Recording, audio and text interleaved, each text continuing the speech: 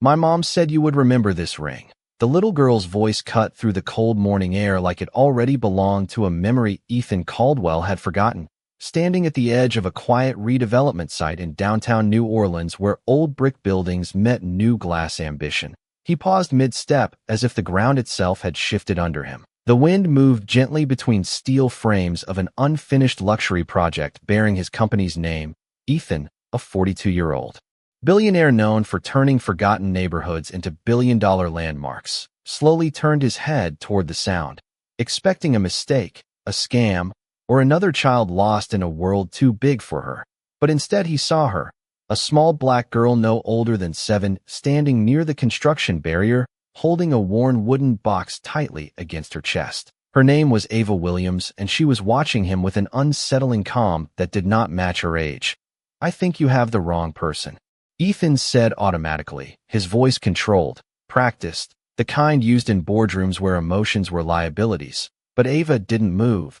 She simply took one step forward and repeated softly, "My mom kept this ring for you." The words hung in the air like something unfinished, something waiting. Ethan's assistant shifted uncomfortably behind him, whispering something about security and schedules, but Ethan barely heard it. His eyes had dropped to the box in Ava's hands, weathered edges, scratched corners, as if it had been held too tightly for too long. Ava lifted the lid carefully, revealing a small gold ring resting on faded velvet. Its surface dull, but unmistakably engraved with 2 letters that made Ethan's breath catch. Without permission, L.H. and E.C. He stared at it longer than he intended, as if distance alone could rewrite what he was seeing. The noise of the construction site faded into something distant, replaced by a low hum of memory he hadn't visited in years. A woman laughing softly in a sunlit kitchen, a voice calling his name from somewhere he used to call home. Lillian Harper, he thought without speaking it, and for the first time in a long time something inside him tightened in a way success never managed to loosen. "Where did you get this?" he asked, quieter now. Ava held the box steady, her small fingers trembling only slightly. "My mom," she said. "She said you gave it to her first." Ethan's jaw tightened almost imperceptibly as he took a step back, not in fear, but in resistance to something pressing forward inside him, something he had spent years burying under contracts and acquisitions. "That's not possible," he replied, but the words lacked conviction even to his own ears. Ava looked down for a moment, then back up, her voice steady in a way that made the air feel heavier. "She waited a long time," she said. "She said you would come back when everything was finished." Ethan's gaze dropped again to the ring.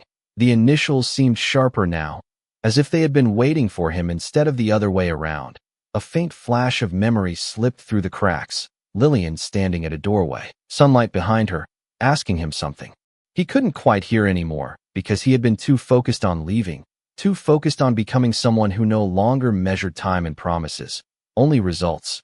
Ava stepped closer and held the box out fully now, offering it not like a gift, but like a truth she had been carrying too long for her size. "Before she got sick," Ava said carefully, "she told me if I ever saw you, I had to give this back." Ethan felt the world narrow around that single sentence, not collapsing, just focusing, like everything unnecessary had been pulled away, leaving only the weight of what remained. He looked at the child again, really looked at her, noticing the shape of her eyes, the familiar curve of her expression when she waited for someone to understand something important. Something unspoken tightened in his chest, not recognition yet, but proximity to it. "Why me?" he asked, though the question sounded less like doubt and more like fear of the answer. Ava hesitated only for a second before replying, "Because she said you were the only one who ever looked at her like she mattered." And in that moment Ethan stopped breathing in the way he understood it, not from shock, not from surprise, but from something far more dangerous. Memory beginning to wake up after years of silence. The ring sat between them now like a bridge neither of them had crossed yet, and the morning light reflected faintly off its surface as if it remembered something too, something Ethan was not ready to name. The air between Ethan Caldwell and the little girl seemed to thin, as if the city itself had stopped taking a full breath. His eyes remained locked on the small gold ring resting inside the worn wooden box she was holding, and for a moment he could not decide whether what he was seeing belonged to the present or to a life he had carefully locked away.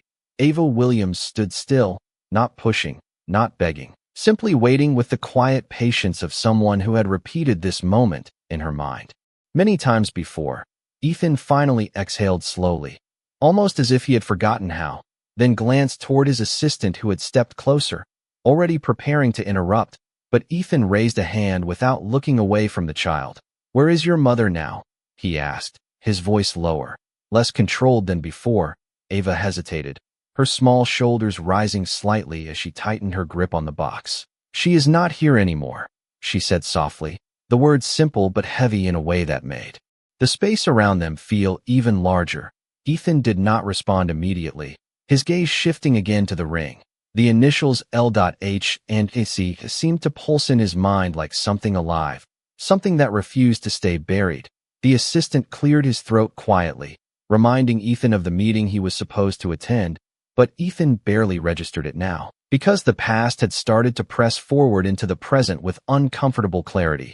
Ava took a small step closer, careful not to cross an invisible line, and added, "She told me you would not remember at first." Ethan's eyes flicked back to her, sharply now. "What exactly did she tell you?"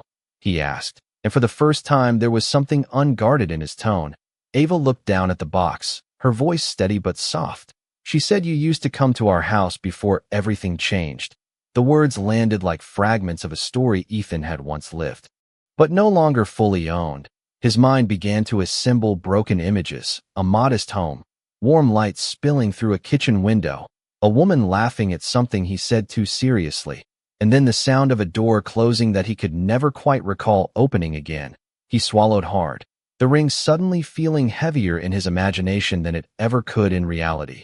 "That was a long time ago," he said finally, though it sounded more like an attempt to convince himself than her. Ava nodded, slightly as if she understood that better than she should.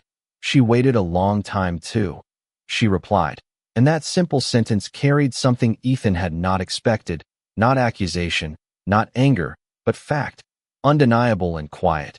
Ethan looked away for a moment toward the construction site behind him, cranes moving slowly against the pale morning sky, steel and glass structures rising where old stories used to stand. Everything he built now was designed to last longer than memory, and yet here, memory stood anyway, small, fragile, and impossible to ignore. He turned back to Ava, studying her more closely now, noticing the shape of her expression, the steadiness in her eyes that reminded him of someone he could not immediately place. "Why did she never contact me?" he asked, though the question carried less certainty than he intended. Ava's fingers tightened around the edge of the box. "She tried," she said. "But people around you said you were always busy, always traveling, always building something new." Ethan felt a slight tightening in his chest at that, because none of it was untrue. Ava continued, "So she stopped trying to reach your world, but she never stopped remembering it." The wind shifted slightly, brushing through the site, and for a brief moment the ring caught the light again, reflecting it toward Ethan like a signal he could not avoid. His assistant finally stepped forward again, more insistently this time, mentioning the schedule, the investors waiting across town, the importance of timing, but Ethan did not answer. His attention was no longer divided, because something inside him had begun to fracture quietly, not breaking, but opening. Ava lifted her eyes to him again, and her voice softened even more. "Before she got sick, she told me if I ever saw you, I should not be afraid." Ethan's expression changed subtly at that, a flicker of something unreadable crossing his face. "Afraid of what?" he asked, and Ava shook her head slightly. "Of what you would say when you remembered." The words lingered between them, and for the first time Ethan Caldwell did not have an immediate response. Instead, he looked down at the ring again, and the world he had constructed around certainty, control, and forward motion suddenly felt less stable than it had ever been. Not because it was collapsing, but because something long forgotten was beginning to demand space inside it. The silence that followed Ava Williams' last words did not feel empty. It felt occupied, as if something unseen had taken a seat between them and refused to move. Ethan Caldwell stood still with the small wooden box now resting slightly tilted in Ava's hands, the gold ring inside catching fragments of morning light that slipped through the scaffolding around them. He had not spoken for several seconds, yet his mind was no longer still. It was moving through corridors he had not walked in years, corridors filled with half-formed memories and unfinished sentences. Ava watched him carefully, not with fear, but with the quiet awareness of someone who had already decided to stay no matter what happened next. Ethan finally lowered his gaze from the ring back to her face, and, for the first time, he noticed something he had missed before, the familiar shape of her expression, not identical to anyone he knew, but close enough to disturb the boundaries of coincidence. "What did your mother tell you about me?" he asked again, slower this time. As if precision might protect him from the answer, Ava shifted her weight slightly, her voice steady but soft. "She said you used to sit at our kitchen table and talk about building things that would last forever." The word struck something deeper than Ethan expected, not because they were dramatic, but because they were ordinary, real in a way that did not belong to the polished version of his life. He could almost see it now, a small kitchen with slightly worn cabinets, a window that let in too much afternoon light, a woman across from him listening more than speaking, and himself younger, less armored, speaking with certainty he no longer recognized. Ava continued. "She said you always looked like someone who was trying to outrun something." Ethan's jaw tightened slightly at that, not in anger, but in recognition he did not want to admit. Behind him the assistant shifted again, clearly uncomfortable with the delay, but Ethan raised his hand once more without looking away, signaling for silence. Ava gently closed the lid of the box, but did not lower it, as if keeping it between them was necessary. "She kept the ring even after you stopped coming," she said, "because she said it was the only proof that part of her life was real." Ethan's eyes dropped again to the box, and for a moment the construction site around them felt distant, almost irrelevant. Cranes continued to move, workers continued to pass behind. Safety barriers, but none of it reached him the same way anymore. He exhaled slowly and asked, "Did she ever tell you why I left?" Ava hesitated, and in that hesitation Ethan felt something tighten inside him, not accusation, but anticipation. She looked down briefly, then back up. "She said you did not leave because you stopped caring," she replied. "You left because you thought you had to become someone else." Ethan did not respond immediately, because the sentence landed too precisely, as if it had been written for him by someone who knew him better than he knew himself now. A distant sound of a truck reversing somewhere behind the scaffolding echoed briefly, then faded, leaving only the space between them again. Ava took a small step closer, holding the box now between both hands, offering it forward once more, but this time without urgency, only intention. "She did not want me to come here, just to give you this," she said quietly. Ethan frowned slightly. "Then why are you here?" he asked, and Ava's answer came without hesitation. "Because she said if you ever saw me, you would finally remember what you promised her." The word promised lingered longer than anything else she had said. Ethan felt his throat tighten slightly, not dramatically, but enough to make him aware of his own breathing. He looked away toward the horizon of unfinished steel and glass, toward the life he had built on schedules and decisions and distances, and for the first time that morning it did not feel like enough to anchor him. Ava stood patiently, as if she understood that whatever came next could not be rushed. Ethan slowly turned back to her, and his voice when it came was quieter than before. "I do not know what you think I am supposed to remember," he said. But even as he said it, he did not sound certain. Ava simply held his gaze, and in that silence the ring between them felt less like an object and more like a question neither of them had fully asked. Yet the air between Ethan Caldwell and Ava Williams felt heavier now, not because anything had changed physically, but because something unspoken had begun to take shape inside that silence. Ethan stood with his hands loosely at his sides, his gaze no longer fixed only on the ring but shifting between the object and the child holding it, as if trying to determine which of them carried more truth. Behind him, his assistant took a careful step forward again, this time more firm. "Mr. Caldwell, the board meeting in Manhattan is in 40 minutes, she said, her tone controlled but urgent. Ethan did not turn to her. Instead, he exhaled slowly, as if pulling himself between two worlds.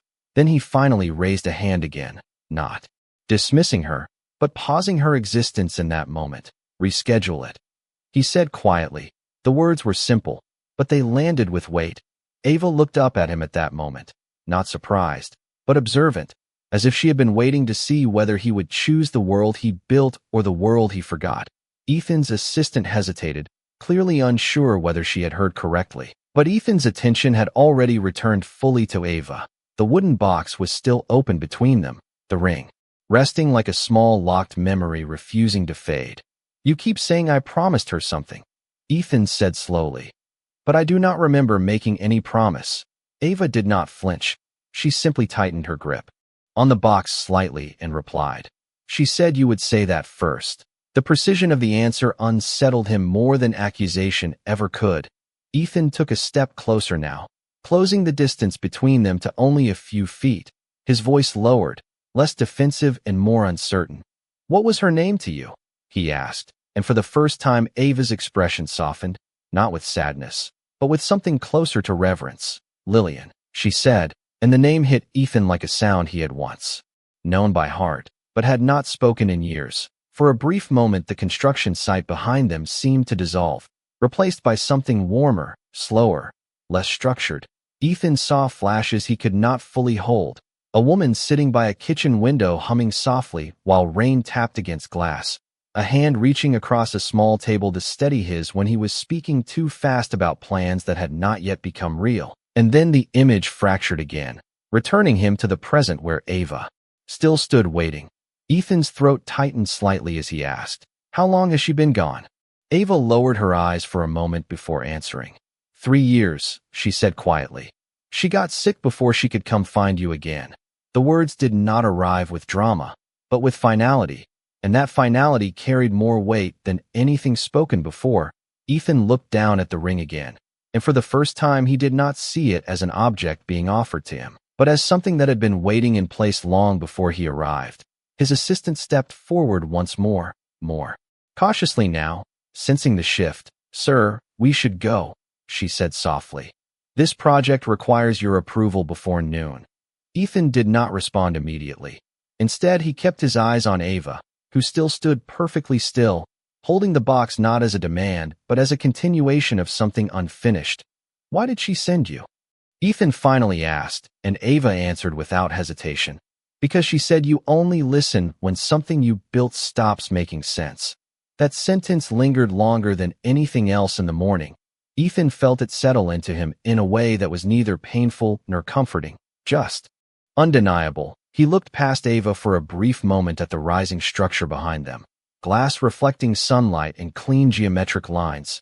Everything orderly, everything controlled, yet suddenly distant, as if it belonged to someone else entirely. When he looked back, Ava had not moved.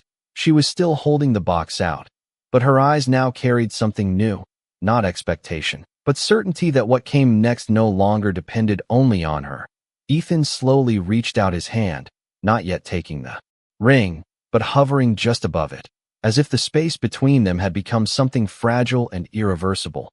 And in that moment the noise of construction, schedules, and the city itself seemed to fade just slightly, leaving only the quiet tension of a truth finally close enough to be touched the moment Ethan Caldwell's hand hovered above the small gold ring.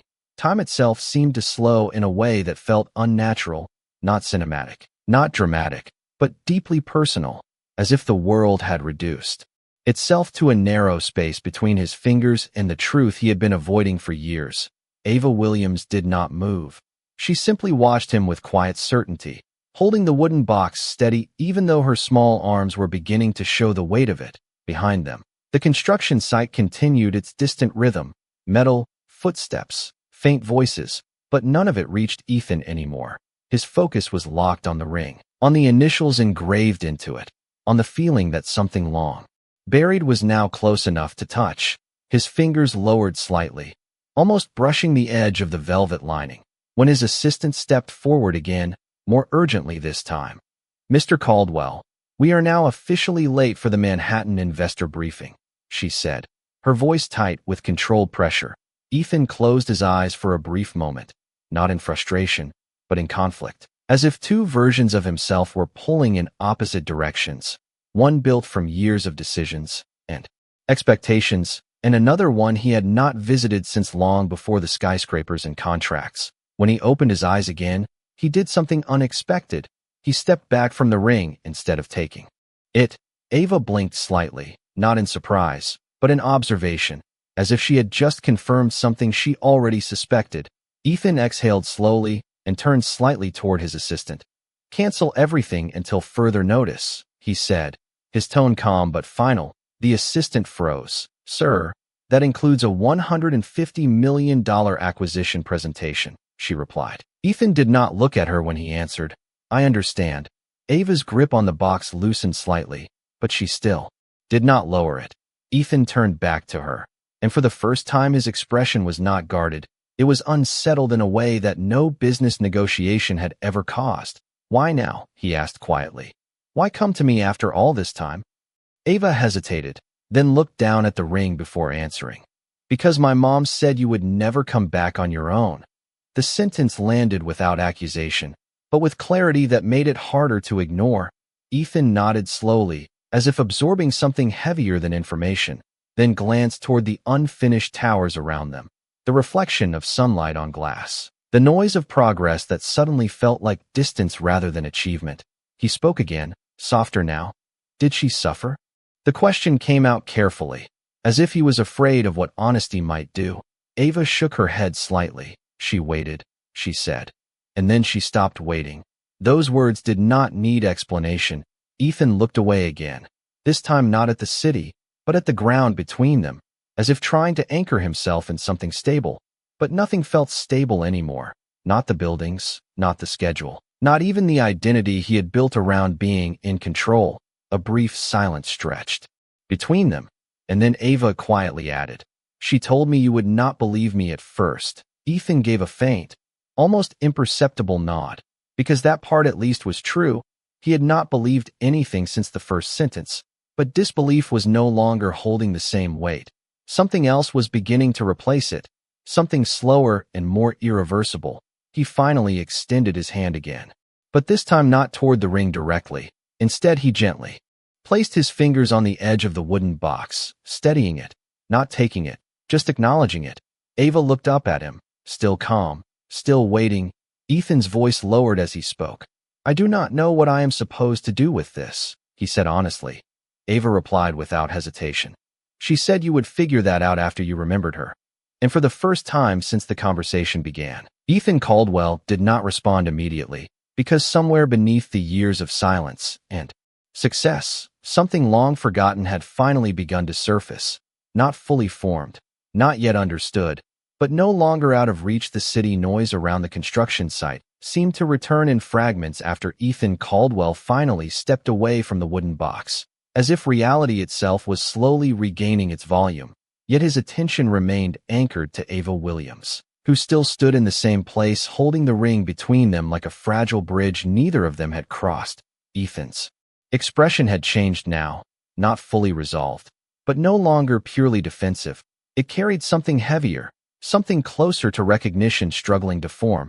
He looked at Ava for a long moment before speaking, his voice quieter than before. "I need to see where she lived," he said, the words not sounding like a request, but like a decision that had already been made internally. Ava did not seem surprised. She only nodded slightly, as if this outcome had always been part of the path. Ethan turned toward his assistant briefly and said, "Clear the rest of the day," without waiting for protest. Then he stepped closer to Ava and gently motioned for her to lead. The drive across New Orleans was silent at first, Ethan sitting in the back of a black SUV while Ava sat beside him, carefully holding the box on her lap, as if it might disappear if she let go.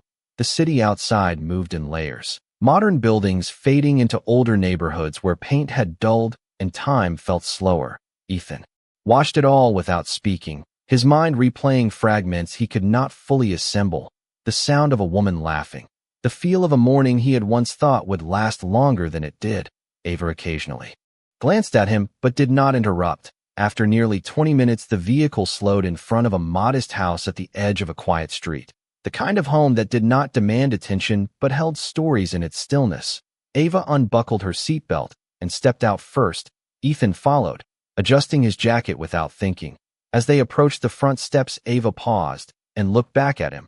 "She used to sit right there," she said, pointing to a small wooden chair near the porch. Ethan stopped, his gaze following her finger. The chair was slightly worn, sun-faded, but intact.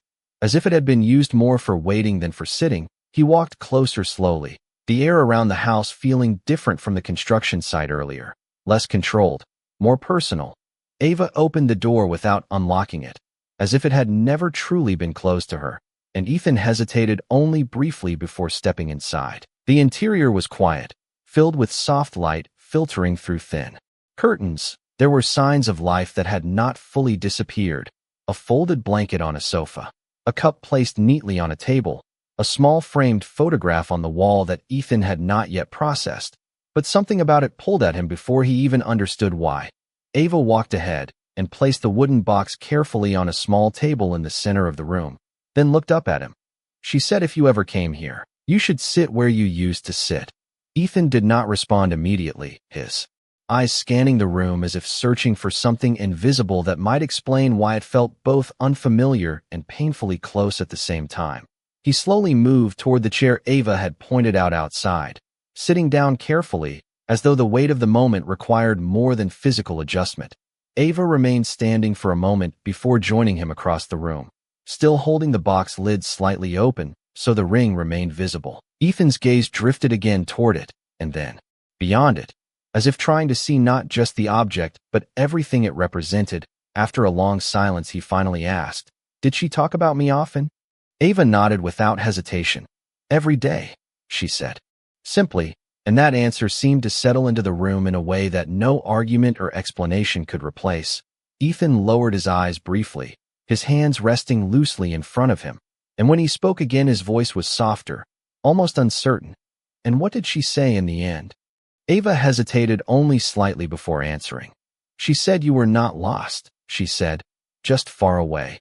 The words lingered, and for the first time Ethan Caldwell did not try to respond immediately, because something in that simple distinction had begun to shift the way he understood everything he thought he had left behind. The afternoon light inside the small house in New Orleans had shifted slightly by the time Ethan Caldwell remained seated in the worn chair, as if the day itself was slowly turning towards something it could not yet define.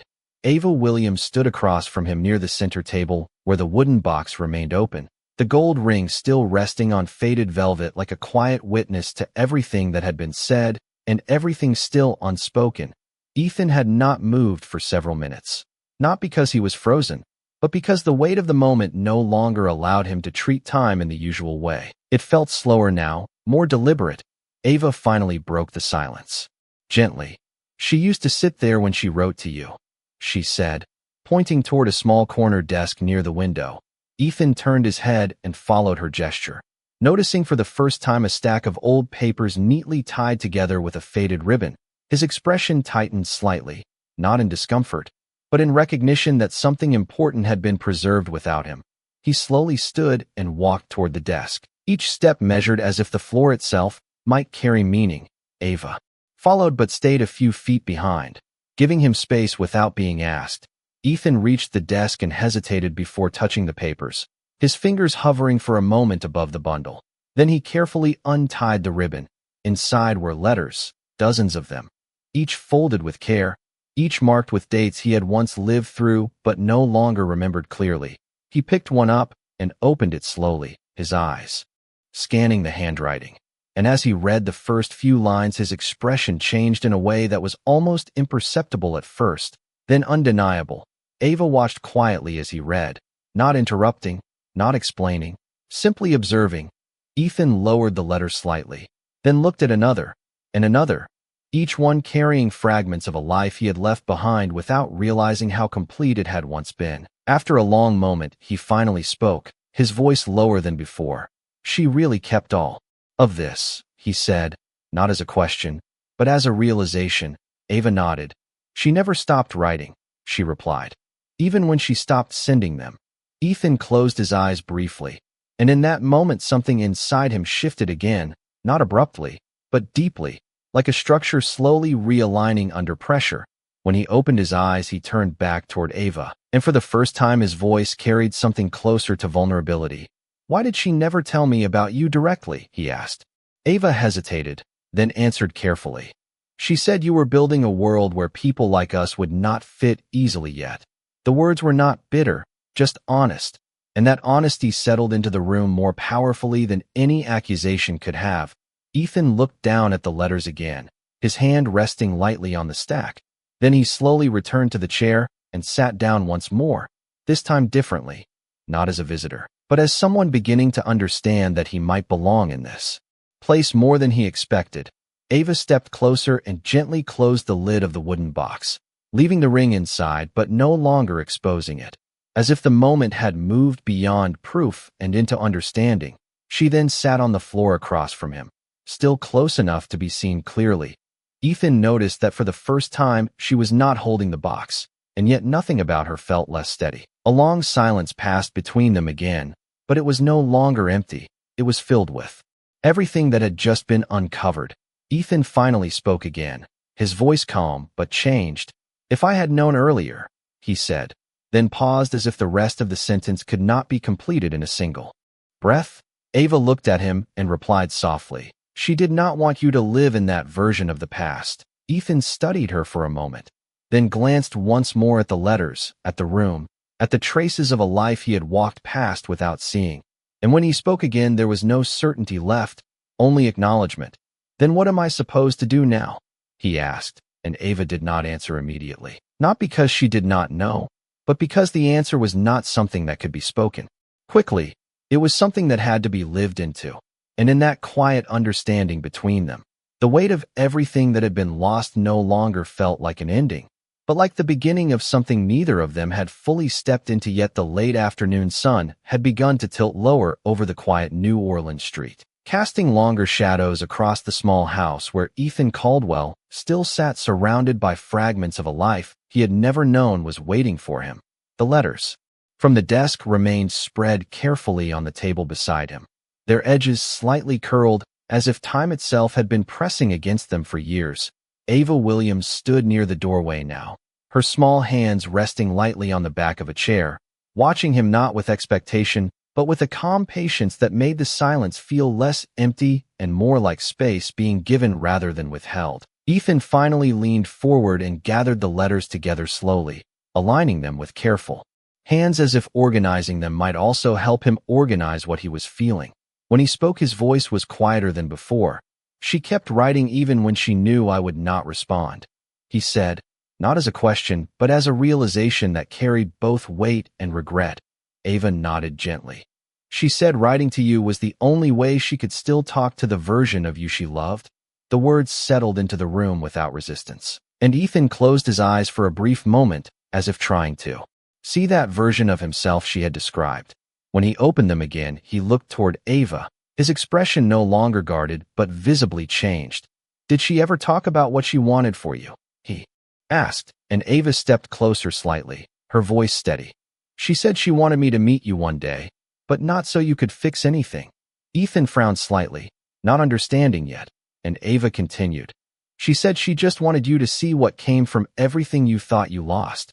Ethan looked down at the letters again, then slowly back at the ring still resting in the box. And for the first time he did not see it as a symbol of the past alone, but as something still connected to the present in ways he was only beginning to understand. Outside the window the light shifted again, and the quiet street beyond seemed unchanged. But inside the room something irreversible was forming, not loud, not dramatic, but steady and undeniable. Ethan finally stood and walked back toward the wooden box, not touching it at first, only looking at it as if measuring the distance between who he had been and who he was becoming. Ava remained still, watching him carefully, and after a long pause, Ethan spoke again. "If I take responsibility for this," he said slowly, "I do not even know what that means yet." Ava did not answer immediately, and when she did her voice was soft but certain. "It means you do not walk away this time." The simplicity of her words made them heavier than anything else spoken that day. Ethan exhaled slowly, then reached out and gently closed the lid of the box, not to hide it, but to acknowledge it. And in that small motion something inside him seemed to settle into place, not resolved, not finished, but no longer resisting the truth that had finally found its way back to him. The room inside the small New Orleans house had grown quieter than it had been all day. not because the world outside had changed, but because something inside Ethan Caldwell had finally shifted into place.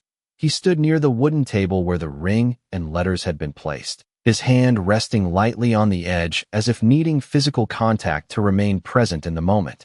Ava Williams was still there, sitting now on the floor with her knees drawn slightly closer to her chest, watching him without pressure, without expectation, only presence. Ethan slowly exhaled and looked at her, and for a long moment he did not speak, as if choosing words that would not collapse under their own weight. Finally, he said softly, "She did not send you here just to give me a message." Ava shook her head gently. "No," she replied. "She sent me because she knew you would not believe the message until you saw me." Ethan nodded slowly, understanding the difference now in a way he had not before. He walked toward the window and looked out at the quiet street, the fading light painting everything in warm tones that felt almost unreal after everything he had just uncovered. When he spoke again, his voice was quieter, steadier. "What happens to you now?" he asked, and Ava looked up at him with a calm that did not match her age. She said if you ever understood, you would decide that. The simplicity of her answer left space instead of pressure. Ethan turned back toward her, and for the first time there was no hesitation in his expression, only clarity forming slowly through everything that had been broken open. He knelt down slightly to bring himself closer to her level, not as a billionaire, not as a man used to commanding rooms, but as someone finally stepping out of distance. "I am not going to leave this unfinished," he said quietly. Ava studied him for a moment, then nodded once, as if accepting that answer without needing more. The room remained still, but it no longer felt suspended. It felt grounded.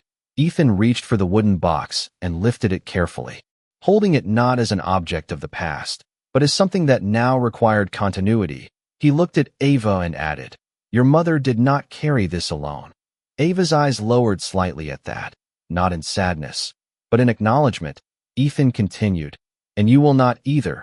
Outside, the evening light deepened, and somewhere in the distance the city continued its ordinary rhythm. Unaware of how quietly something in this small house had changed direction, Ethan placed the box back on the table, then slowly extended his hand toward Ava, not demanding, not instructing, only offering presence. After a brief moment, she placed her small hand into his, and in that simple contact there was no dramatic resolution, no sudden transformation, only the beginning of something that would require time, truth, and consistency.